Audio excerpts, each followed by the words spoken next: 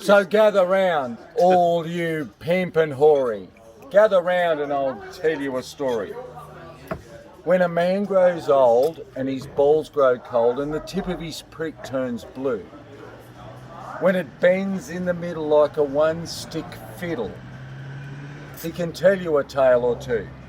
So pull up a chair and stand me a drink, and a tale to you I will tell.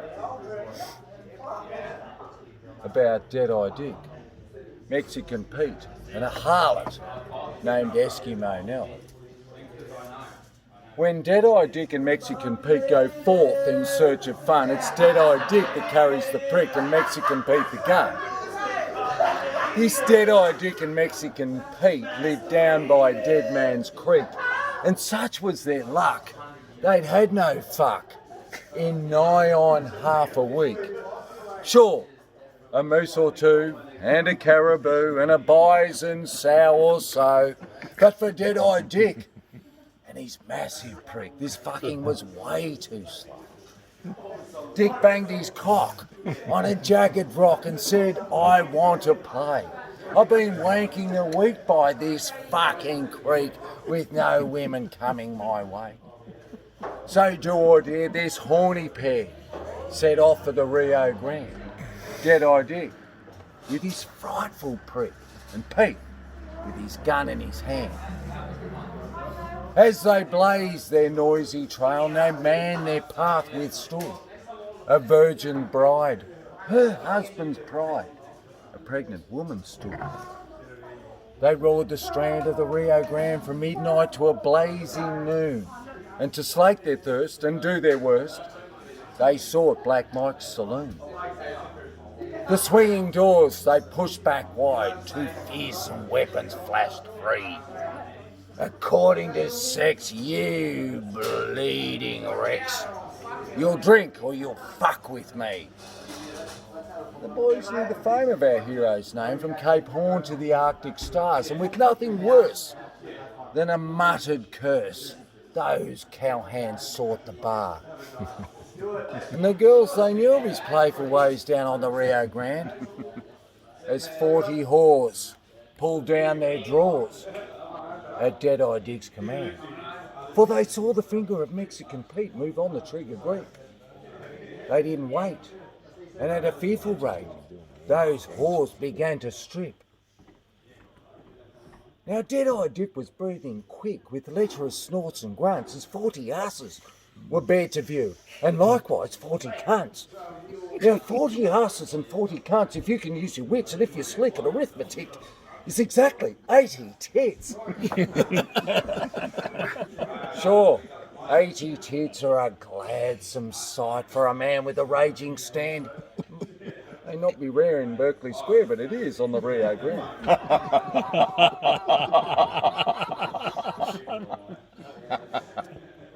Dick's phallic limb was fighting trim. He backed and took a run. He made a dart at the nearest tart and scored a hole in one. That lady he bore to the dusty floor, and there he filled her fine. And although she grinned, he put the wind up the other 39. Now Dead-Eye Dick was finished quick and flinging the first aside. He was making a run at the second one when the swinging doors flew wide, and entered into that hall of sin, into that harlot's hell, strode a lusty maid who was unafraid.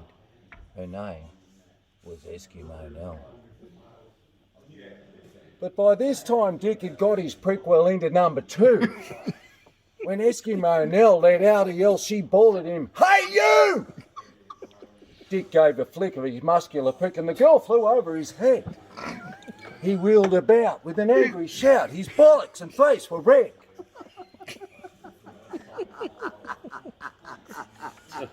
With a lustful leer, he said, "Look here, just get into the queue. I have to mate with 38 before I get to you." Eskimonel stood upright well and stared him deep in his eyes with utter scorn.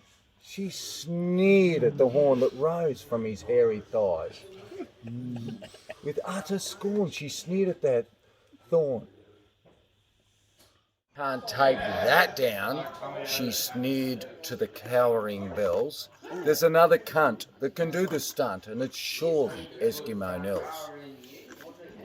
She dropped her garments one by one with an air of conscious pride, and as she stood in her womanhood, they could see her great divide. And it's fair to state it was not so great, as deep as opposed to wide. And when viewed from without, it left no doubt of the tensile strength inside. She stubbed a butt of a cigarette on the top of his gleaming knob. And so utterly beat was Mexican Pete that he quite forgot his job.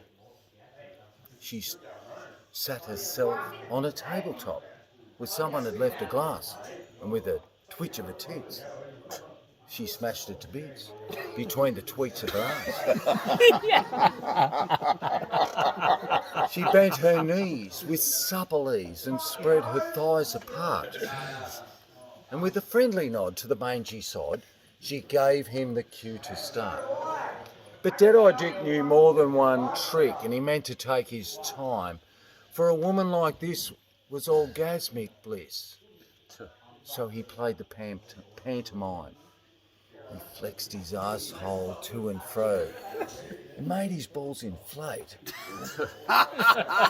until they looked like the granite knobs on the top of a palace gate. He blew his anus inside out. Perfect.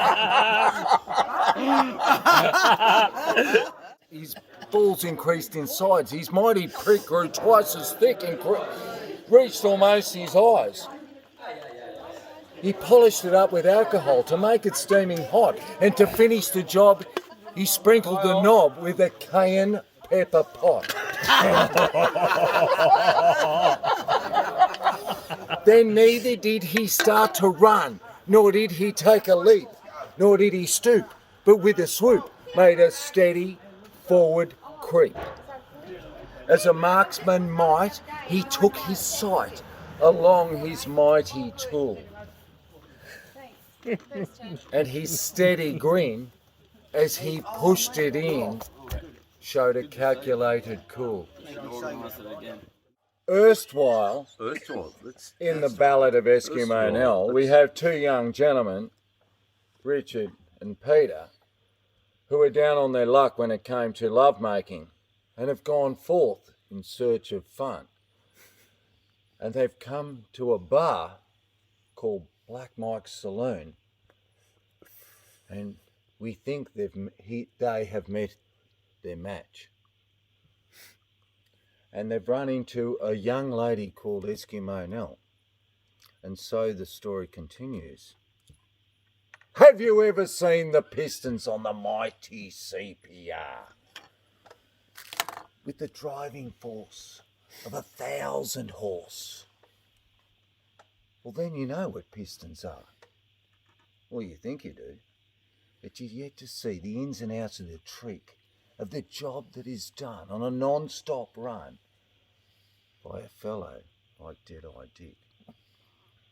But Eskimonel was no infidel, as good as a whole harem, with the strength of 10 in her abdomen and the rock of ages between. With nary a scream, she could take the stream like the flush of a water closet. Then she gripped his cock like the Chatwood lock on the National Safe Deposit. But Dead-Eye Dick would not come quick. He meant to conserve his powers. As if he had a mind, he'd grind and grind for 16 solid hours. Wow, damn. Nell lay a while with a subtle smile, and then the grip of her chasm grew keener. A squeeze of a thigh then sucked him dry with the ease of a vacuum cleaner. She performed this trick in a way so slick as to set in complete defiance the common cause and basic laws that govern sexual science. She calmly rode through the phallic code, which for years had withstood the test.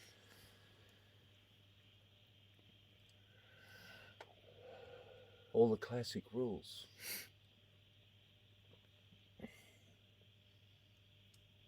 From the ancient schools, in a moment or two went west.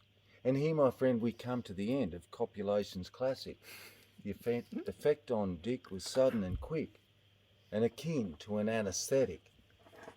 He fell to the floor and he knew no more, his passions, extinct and dead. Nor did he shout when his cock fell out, though 'twas stripped right down to a thread. Then Mexican Pete did leap to his feet to avenge his pal's last spasm. With the jarring jolt of his blue nose colt, he rammed it up Nell's chasm. He rammed it hard to the trigger guard and fired 2 times 3. But to his surprise, Nell closed her eyes and smiled in ecstasy. Said Eskimonel, "You've rung my bell. I'm ready to explode."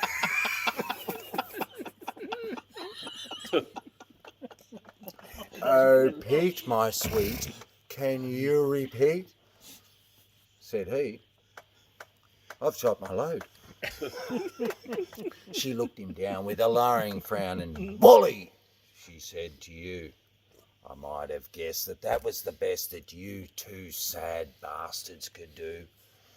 When next, my friend, that you intend to sally forth for fun, buy Dead-Eye Dick a licorice stick and yourself an elephant gun. I'm going back to the frozen north, where the peckers are hard and strong. Back to the land of the grinding gland, where the nights are 6 months long. Where it's hard as tin when they stick it in, and the land where spunk is spunk. Not a trickling stream of lukewarm cream, but a frozen, steaming chunk. Back to the land of the grinding gland, where the walrus plays with his prong, where the polar bear wanks off in his lair. That's where they'll sing this song. Back to the wild and icy blue north, where man and beast turn blue, where even the dead lie 2 to a bed and rotting corpses screw. Back to the land where men are men, I'll say, terra bellicum. And that's where I'll spend my worthwhile end, for the north is calling, come. So Dead-Eye Dick and Mexican Pete slank away from the Rio Grande. Dead-Eye Dick with his broken prick, and Pete, no gun in his hand. So when a man grows old and his balls grow cold, and the tip of his prick turns blue, and the hole in the middle refuses to piddle, I'd say he was fucked, wouldn't you? Well done, Fizz! That's outstanding. That is outstanding.